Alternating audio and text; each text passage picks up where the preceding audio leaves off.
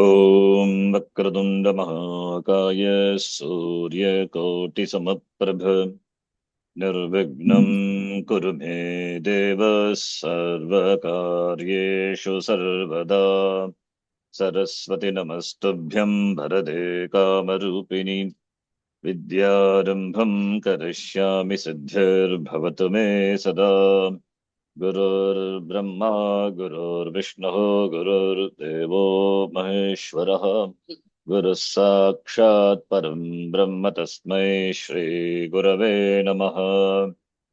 ॐ सहना भवतु सहनौ भुनक्तु सह वीर्यं करवावहै तेजस्विनावधीतमस्तु मा विद्विषावहै।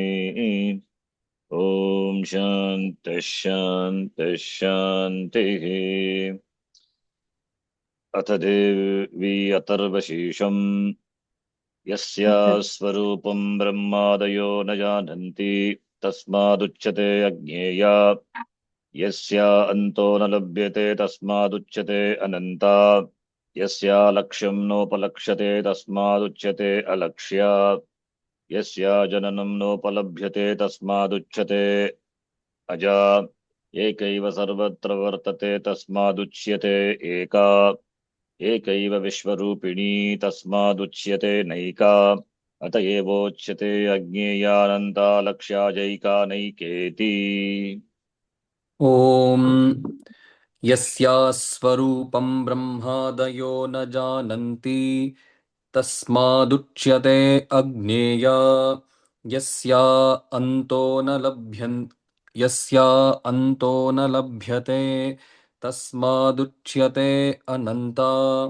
यस्या लक्ष्यन्नोपलक्ष्यते तस्मादुच्यते अलक्ष्या। यस्या जननन्नोपलभ्यते तस्मादुच्यते अजा। एकैव सर्वत्र वर्तते तस्मादुच्यते एका। एकैव विश्वरूपिणी तस्मादुच्यते नैका। अत एवोच्यते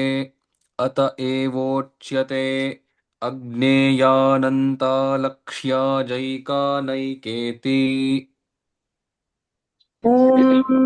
यस्याः स्वरूपं ब्रह्मादयो न जानन्ति तस्मादुच्यते अज्ञेया। यस्या अन्तो न लभ्यते तस्मादुच्यते अनन्ता। यस्या लक्ष्यं नोपलक्ष्यते तस्मादुच्यते अलक्ष्या।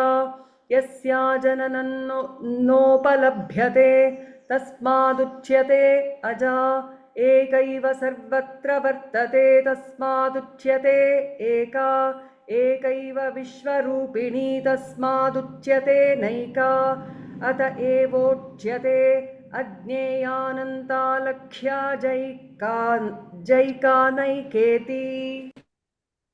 ॐ यस्या स्वरूपं ब्रह्मादयो न जानन्ति तस्मादुच्यते अज्ञेया। यस्या अन्तो न लभ्यते तस्मादुच्यते अनन्ता। यस्या लक्ष्यं नोपलक्ष्यते तस्मादुच्यते अलक्ष्या। यस्या जननं नोपलक्ष्यते तस्मादुच्यते अजा। एकैव सर्वत्र वर्तते तस्मादुच्यते एका। एकैव विश्वरूपिणी तस्मादुच्यते नैका। अत एवोच्यते अज्ञेयानन्ता लक्ष्या जैका नैकेति। यस्याः स्वरूपं ब्रह्मादयो न जानन्ति तस्मादुच्यते अज्ञेया। यस्या अनन्तो न लभ्यते तस्मादुच्यते अनन्ता। यस्या लक्ष्यं नोपलक्ष्यते तस्मादुच्यते अलक्ष्या। यस्या जननं नोपलभ्यते तस्मादुच्यते अजा। एकैव सर्वत्र वर्तते तस्मादुच्यते एका। एकैव विश्वरूपिणी तस्मादुच्यते नैका। अत एवोच्यते अज्ञेयानन्तालक्ष्याजैकानैकेति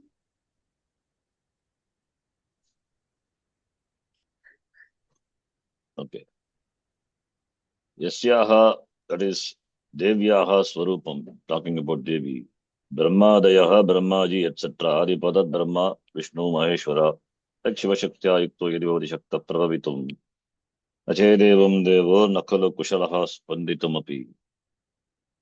Atastam Aradhyam Harigar Virinchadi Pirapi, Pranantam Stotum Ba, Katamakrita Punya Pravavati.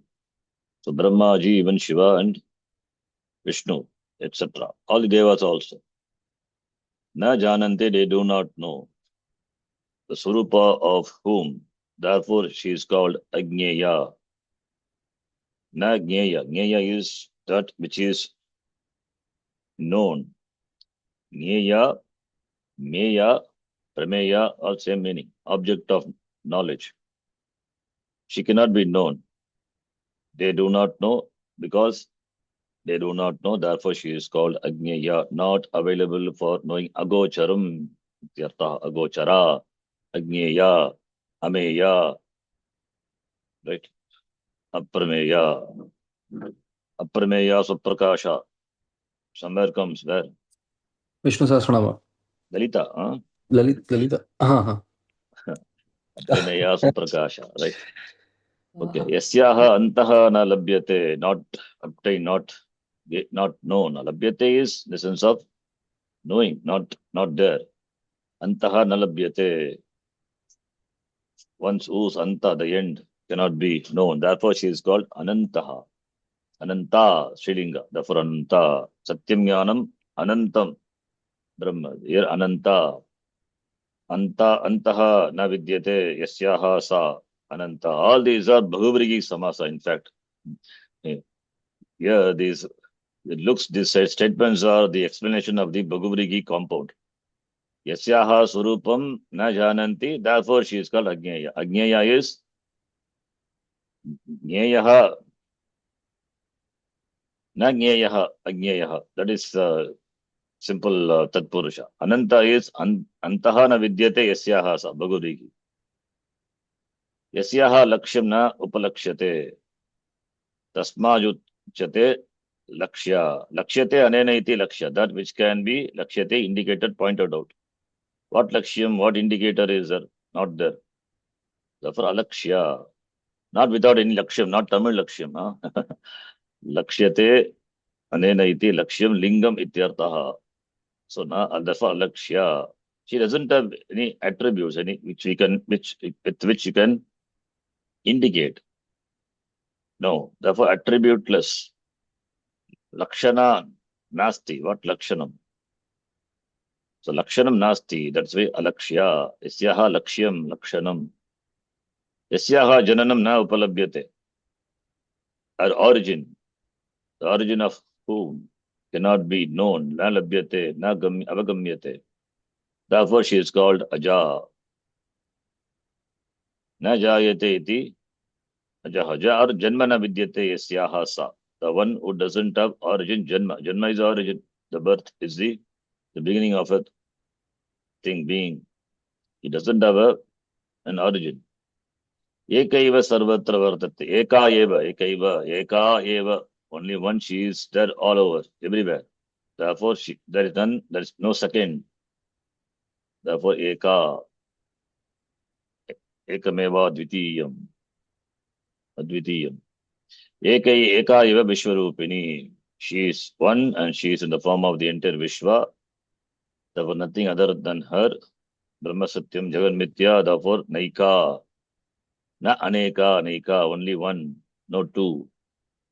Atayeva Uchyate. Therefore, only she is called Agneya, Ananta, Alakshya, Aja, Eka, Naika, Iti. Okay. Next shloka. Thank you, Yes. Sharanji. Yes. Charanji, What is? but all the attributes actually belongs to Prakriti, right? Which is the feminine tattva. But are we talking about the Moola Prakriti here? What is Moola Prakriti? Which is attributeless. They're talking about Prakriti I mean, why use the word Mula Prakriti? I mean, the words sometimes I'm confused. Para Prakriti, Apara Prakriti, you can say. Oh, In the language oh. of Gita. Okay, okay. Apara Prakriti, Para Prakriti. Para Prakriti, Ishvara, Brahma. Apara Prakriti, Prakriti, Maya. Now we are equating her to Ishvari, Brahma, Para. Maya, Oh, Para okay. Prakriti. Prakriti. Okay, okay, Sharanji. The Mula Prakriti, again, it will become, may confuse. Para Prakriti, Apara Prakriti. The language of Gita, we can use that word, Para Prakriti. Okay, Sharanji. Thank So you. Mula Prakriti means that's what you mean, Para Prakriti? Yes. She is Mula Prakriti. That way you can take Mula Prakriti. But because Gita uses Para Prakriti, Apara Prakriti.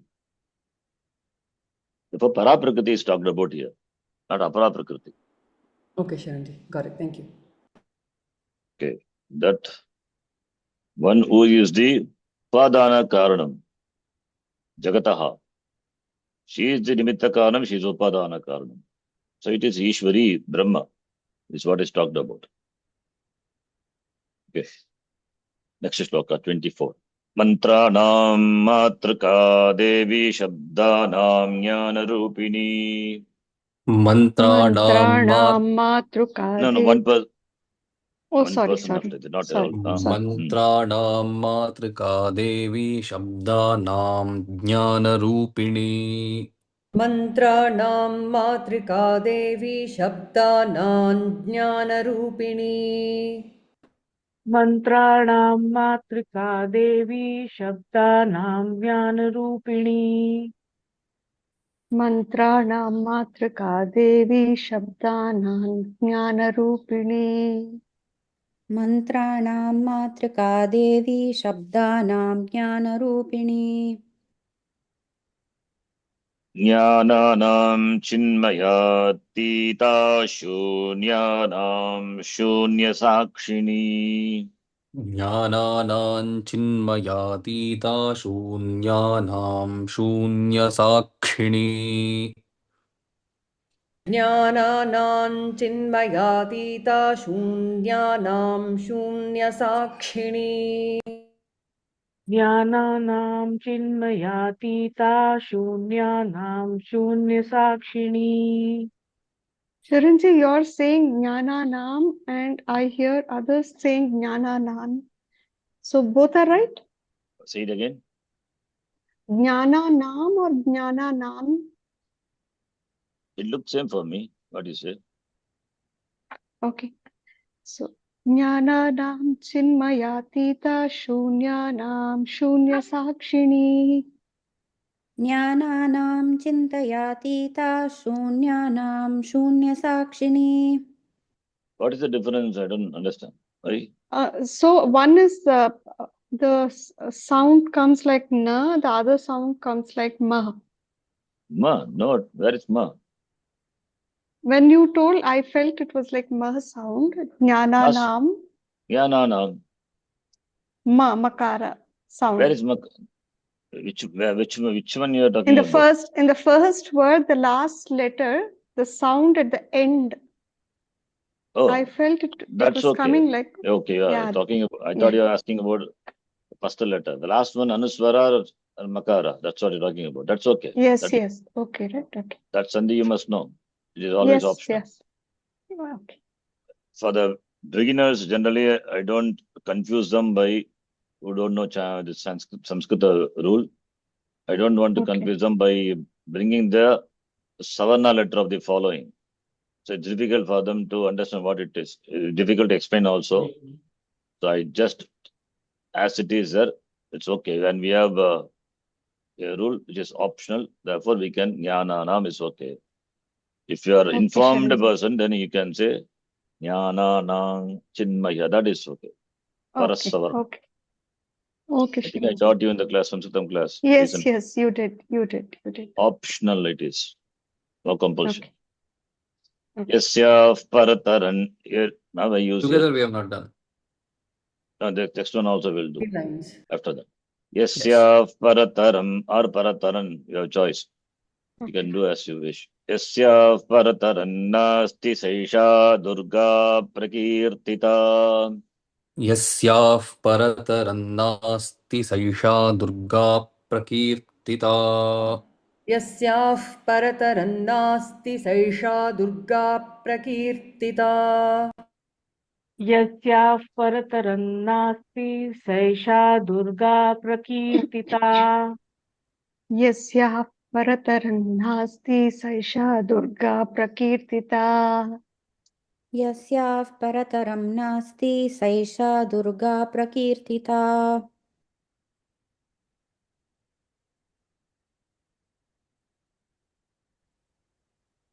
It's not possible, I think.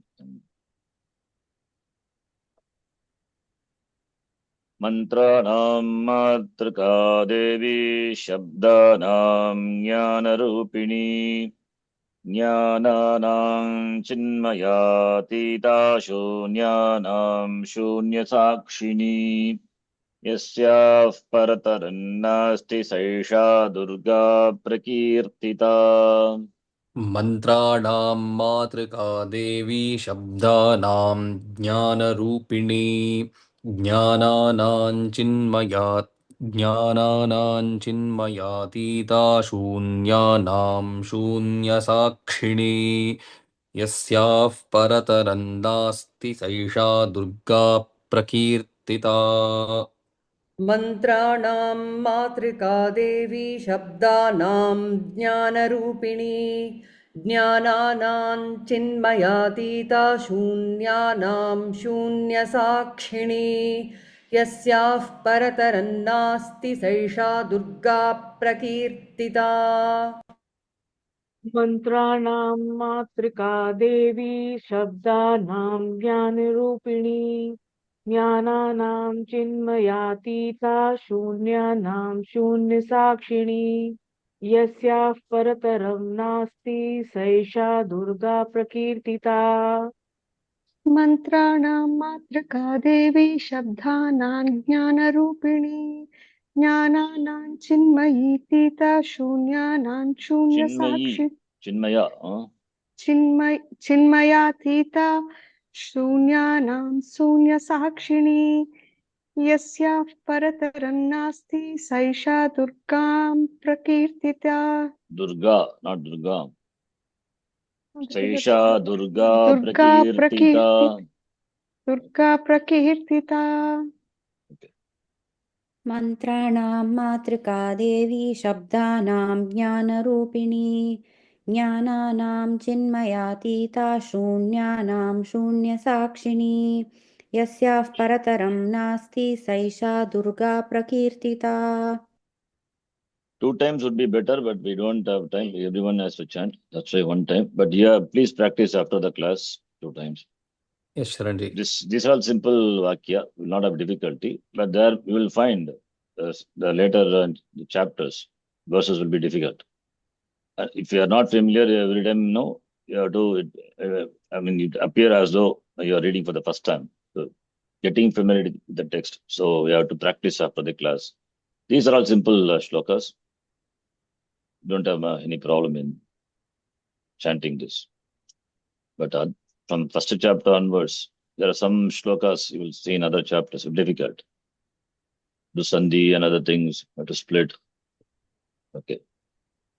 Tan durgan durgaman devin durachara vighatinim. तान् दुर्गान् दुर्गमान् देवीन् दुराचारविघातिनीम् तान् दुर्गान् दुर्गमान् देवीन् दुराचारविघातिनीम् तां दुर्गां दुर्गमां देवीं दुराचार विघातिनीम् तां दुर्गां दुर्गमां देवी दुराचारविघातिनी तां दुर्गां दुर्गमां देवीं दुराचारविघातिनीम्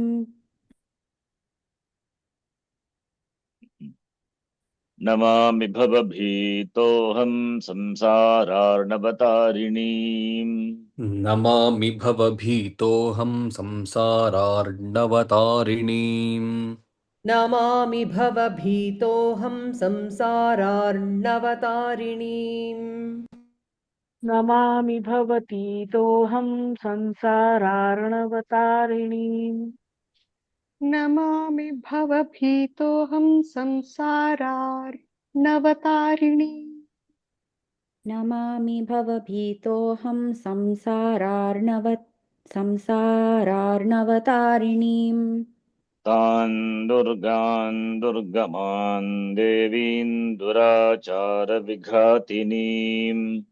नमामि भवभीतोऽहं संसारानवतारिणीम् तान् दुर्गान् दुर्गमान् देवीन् दुराचारविघातिनीम्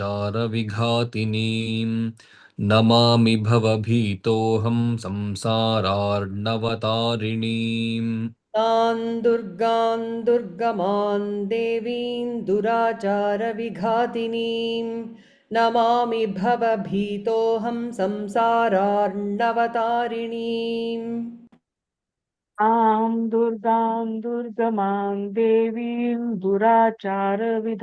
विघातिनीं नमामि भवतीतोऽहं संसारार्णवतारिणीम् तां दुर्गां दुर्गमां देवीं दुराचारविघातिनीं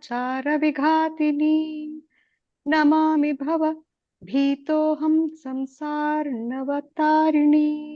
संसार अर्णव संसारार्णवतारिणीम् तां दुर्गां दुर्गमां देवीं दुराचारविघातिनीं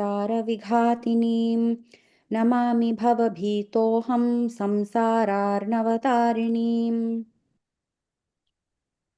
इदम् अथर्वशीर्षं योधीते स पञ्चाथर्वशीर्षजपफलम् आप्नोति इदमथर्वशीर्षं योधीते स पञ्चाथर्वशीर्षजपफलमाप्नोति इदमथर्वशीर्षं योधीते स पञ्चाथर्वशीर्षजपफलमाप्नोति इदमथर्वशीर्षयोधीते सपञ्चाथर्वशीर्षजपफलमाप्नोति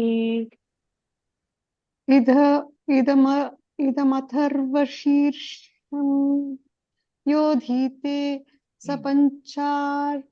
पञ्चाथर्वशीर्ष जपफलमाप्नोति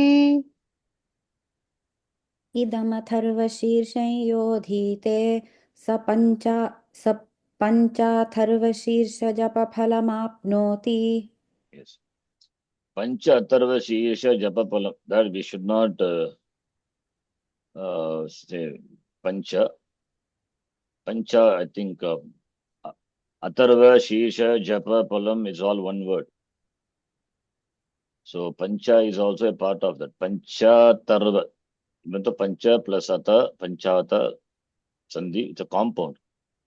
So we have to say it as one word. Pancha Tarva Sheersha Japapalam Apnoti or Palam Apnoti. That is your choice. That's nothing. No Sandhi there. Compound, if is there, then you have to read the compound as a whole. That inside we cannot split. But generally, where I do in the Bhashyam, when we study Gita Bhashyam, that's for the sake of reading. But when you get chant, we should not. Even that also we should not do, but maybe sometimes the compound is a long one. We have to split and for easy understanding.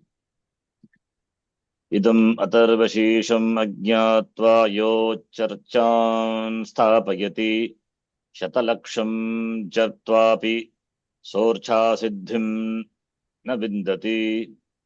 इदमथर्वशीर्षमज्ञात्वा योर्चां स्थापयति शतलक्षं प्रजप्त्वापि सोर्चासिद्धिं न विन्दति इदमथर्वशीर्षमज्ञात्वा योर्चां स्थापयति शतलक्षं प्रजप्त्वापि सोर्चासिद्धन्न विन्दति सिद्धिं न विन्दति Siddhim na vindati. सोर्चासिद्धिन्न विन्दति इदमथर्वशीर्षमज्ञात्वा योर्चां स्थापयति शतलक्षं प्रजपत्वापि प्रजप्त्वा सोर्चा जप्त्वा प्रजप्त्वा प्रजप्त्वापि सोर्चा सिद्धिं न विन्दति। इदमथवर्षीर्षमज्ञात्वा योर्चां स्थापयति शतलक्ष्यं प्रजपत्वापि सोर्चा सिद्धिं न विन्दति। इदमथर्वशीर्षमज्ञात्वा योर्चां स्थापयित्वा शतलक्षं प्रजप्त्वापि सोचासिद्धिं न विन्दति। शतमष्टोत्तरञ्चास्य पुरश्चर्या विधिस्मृतः शतमष्टोत्तरं चास्य पुरश्चर्याविधिः स्मृतः शतमष्टोत्तरं चास्य पुरश्चर्याविधिः स्मृतः शतमष्टोत्तरं चास्य पुरश्चर्या पुरश्चर्याविधिः स्मृतः। शतमष्टोत्तरं चास्य पुरश्चर्याविधिः स्मृतः। शतमष्टोत्तरं चास्य पुरश्चर्याविधिः स्मृतः। इदमथर्वशीर्षं योधीते स पञ्चाथर्वशीर्षजपफलमाप्नोति इदम् अथर्वशीर्षम् अज्ञात्वा योर्चां स्थापयति शतलक्षं प्रजप्त्वापि सोर्चा सिद्धिन्न विन्दति। शतमष्टोत्तरं चास्य पुरश्चर्या विधिः स्मृतः इदमथर्वशीर्षं योधीते स पञ्चाथर्वशीर्षजपफलमाप्नोति इदमथर्वशीर्षमज्ञात्वा योर्चां स्थापयति शतलक्षं प्रजप्त्वापि सोर्चासिद्धिन्न विन्दति। शतमष्टोत्तरं चास्य पुरश्चर्याविधिः स्मृतः इदमथर्वशीर्षं योधीते पञ्चाथर्वशीर्षजपफलमाप्नोति इदमथर्वशीर्षमज्ञात्वा योर्चां स्थापयति शतलक्षं प्रजप्त्वापि सोर्चासिद्धिन्न विन्दति। शतमष्टोत्तरं चास्य पुरश्चर्याविधिः स्मृतः इदमथर्वशीर्षं योधीते स पञ्चाथर्वशीर्षजपफलमाप्नोति इदमथर्वशीर्षमज्ञात्वा योर्चां स्थापयति शतलक्षं प्रजत्वापि सोर्चा सिद्धिं न विन्दति। शतमष्टोत्तरं चास्य पुरश्चर्याविधिः स्मृतः। इदमथर्वशीर्षं योधीते स पञ्चाथर्वशीर्षजपफलमाप्नोति इदमथर्वशीर्षमज्ञात्वा योर्चां स्थापयति शतलक्षं प्रजप्त्वापि सोर्चा सिद्धिं न विन्दति। शतमष्टोत्तरं चास्य पुरश्चर्याविधिः स्मृतः। इदमथर्वशीर्षं योधीते स पञ्चाथर्वशीर्षजपफलमाप्नोति इदमथर्वशीर्षमज्ञात्वा योर्चां स्थापयति शतलक्षं प्रजप्त्वापि सोर्चासिद्धिं न विन्दति। शतमष्टोत्तरं चास्य पुरश्चर्याविधिः स्मृतः। दशवारं पठेद्यस्तु सद्यः पापैः प्रमुच्यते दशवारं पठेद्यस्तु सद्यः पापैः प्रमुच्यते दशवारं पठेद्यस्तु सद्यः पापैः प्रमुच्यते दशवारं पठेद्यस्तु सद्यः पापैः प्रमुच्यते दशवारं पठेद्यस्तु सद्यः पापैः प्रमुच्यते।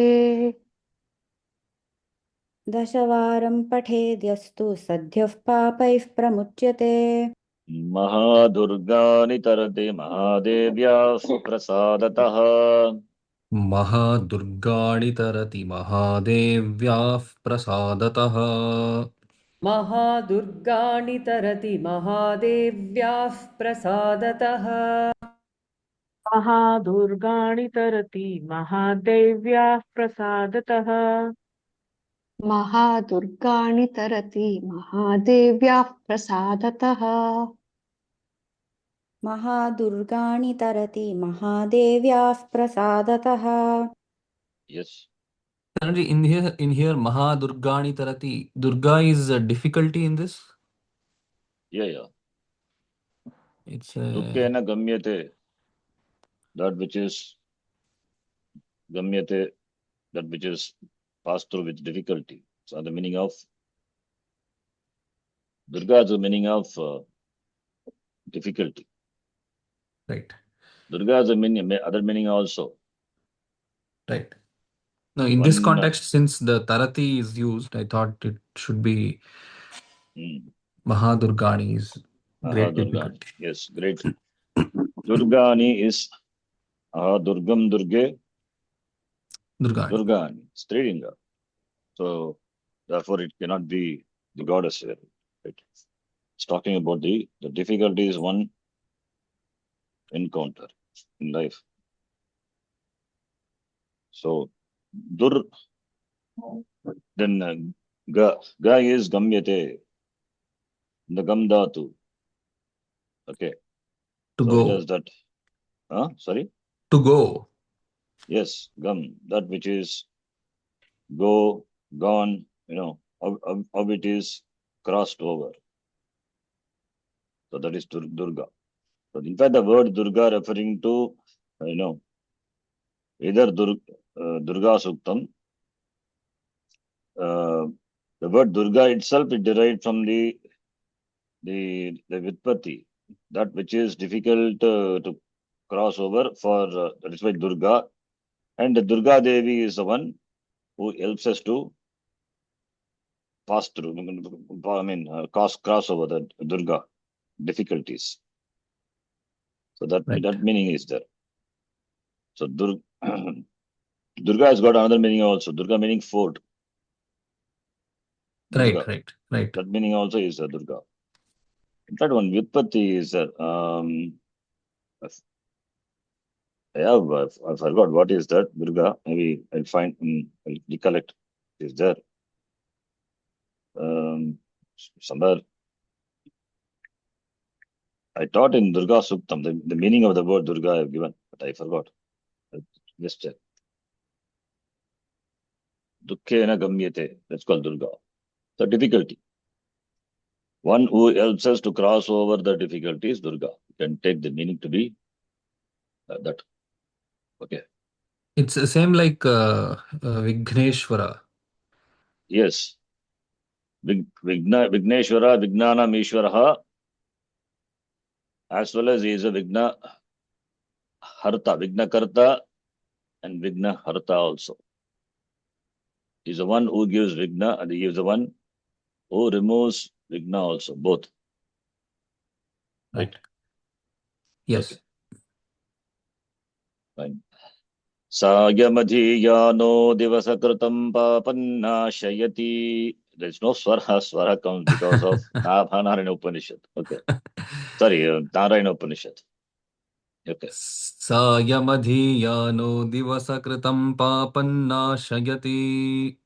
सायमधीयानो दिवसकृतं पापन्नाशयति सायमधीयानो दिवसकृतं पापन्नाशयति सायमधीयानो दिवसकृतं पापं नाशयति सायमधीयानो दिवसकृतं पापं नाशयति Prataradhiyano. Okay. Prataradhiyano ratrikritam papannashayati. Prataradhiyano ratrikritam papannashayati. प्रातरधीयानो रात्रिकृतं पापन्नाशयति प्रातर्धीयानो रात्रिकृतं पापं नाशयति प्रातरधीयानो रात्रिकृतं पापं नाशयति प्रातरधीयानो रात्रिकृतं पापं नाशयति सायं प्रातः प्रयुञ्जानो अपापो भवति सायं प्रातः प्रयुञ्जानो अपापो भवति सायं प्रातः प्रयुञ्जानो अपापो भवति सायं प्रातः प्रयुज्यानो अपापो भवति सायं प्रातः प्रयुञ्जानो अपापो भवति सायं प्रातः प्रयुञ्जानो अपापो भवति निशीते तुरीयसन्ध्यायां जप्त्वा वाक्सिद्धिर्भवति निशीथे तुरीयसन्ध्यायां जप्त्वा निशीथे तुरीयसन्ध्यायां जप्त्वा वाक्सिद्धिर्भवति निशीथे तुरीयसन्ध्यायां जप्त्वा वाक्सिद्धिर्भवति शीते तुरीयसन्ध्यायां जप्त्वा वाक्सिद्धिर्भवति निशीते तुरीयसन्ध्यायां जप्त्वा वाक्सिद्धिर्भवति भवति निशी निशीथे सन्ध्यायां जप्त्वा वाक्सिद्धिर्भवति नूतनायां प्रतिमायां जप्त्वा देवता सान्निध्यं भवति नूतनायां प्रतिमायां जप्त्वा देवता सान्निध्यं भवति नूतनायां प्रतिमायां जप्त्वा देवता सान्निध्यं भवति तनायां प्रतिमायां जप्त्वा देवता सान्निध्यं भवति नूतनायां प्रतिमायां जप्त्वा देवता सान्निध्यं भवति नूतनायां प्रतिमायां जप्त्वा देवता सान्निध्यं भवति प्राणप्रतिष्ठायां जप्त्वा प्राणानां प्रतिष्ठा भवति प्राणप्रतिष्ठायां जप्त्वा प्राणानां प्रतिष्ठा भवति प्राणप्रतिष्ठायां जप्त्वा प्राणानां प्रतिष्ठा भवति प्रतिष्ठायां जप्त्वा प्राणानां प्रतिष्ठा भवति प्राणप्रतिष्ठायां जप्त्वा प्राणानां प्रतिष्ठा भवति प्राणप्रतिष्ठायां जप्त्वा प्राणानां प्रतिष्ठा भवति दुःखेन गच्छति अत्र इति दुर्गः. This is the vyutpatti we give for the fort, and Durga is fort. The fort will have a moat around. It's not easy to approach, get to the fort. Dukkena gacchati atra iti Durga. So Durga means the one who is not conquerable. So Durga, from that is what is converted to Srilinga. Then Durga, one pratyaya is a top pratyaya, become Durga. The word itself is nice, Durga. The Du stands for all the pida, all the dukkha, all the sufferings. Could be shariraka, by adhyatmika, whatever sufferings. Or could be due to Adi Bhautika or Adi Devika, that famine or rain, earthquake, everything is Durga, difficulty, right? Pida causes dukkham. That is one. And Repa, that Dur, it stands for all the Vyadi, diseases. And Ga stands for all the Papa. So, yes, Ga is the destroyer, in fact. So, the one who is a destroyer of Dur, Ga means destroyer. She destroys everything. So, that is why it's called Durga. So, Durgam Nashayate. Yeah, सा दुर्गा इति. Durgati Nashini. That is why we say Durgati Nashini, right? Yes. Durgati is Dushtagati Nashini. That's why it's called Durga. Okay. दैत्यनाशार्थवचनो दकारः प्रकीर्तितः उकारो विघ्ननाशस्य वाचको वेदसम्मतः रेपो रोगग्नवचनः गश्च पापग्नवाचकः.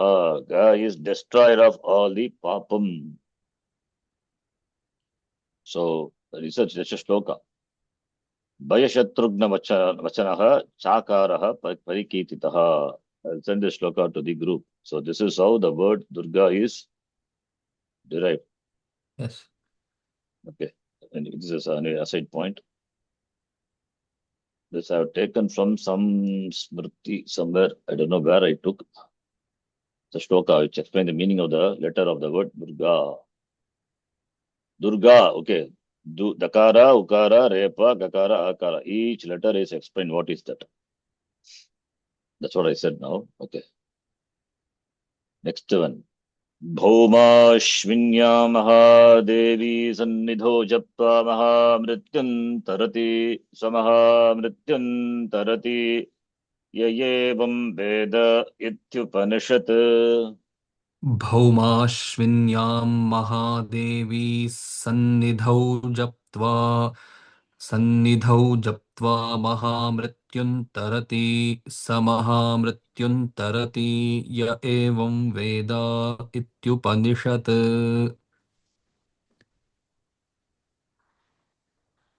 चंद्राजी. भौमाश्विन्यां महादेवी सन्निधौ जप्त्वा महामृत्युं तरति स महामृत्युं तरति य एवं वेद इत्युपनिषत्.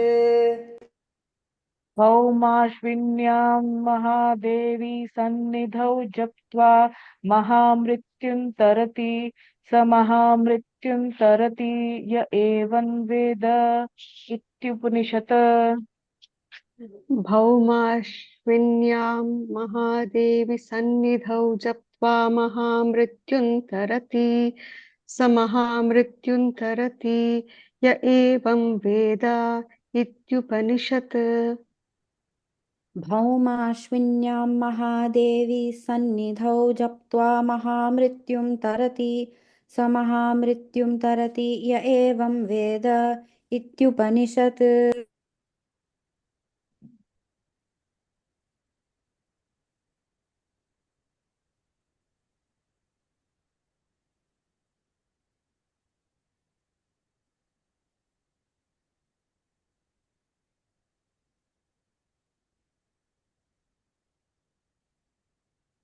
सायमधीयानो दिवसकृतं पापन्नाशयति प्रातरधीयानो रात्रिकृतं पापन्नाशयति सायं प्रातः प्रयुञ्जानो अपापो भवति निशीथे तुरीयसन्ध्यायां जप्त्वा वाक् सिद्धिर्भवति नूतनायां प्रतिमायां जप्त्वा देवता सान्निध्यं भवति प्राणप्रतिष्ठायां जप्त्वा प्राणिनां प्रतिष्ठा भवति भौमाश्विन्यां महादेवी सन्निधौ जप्त्वा महामृत्युं तरति समहामृत्युं तरति य एवं वेद इत्युपनिषत्.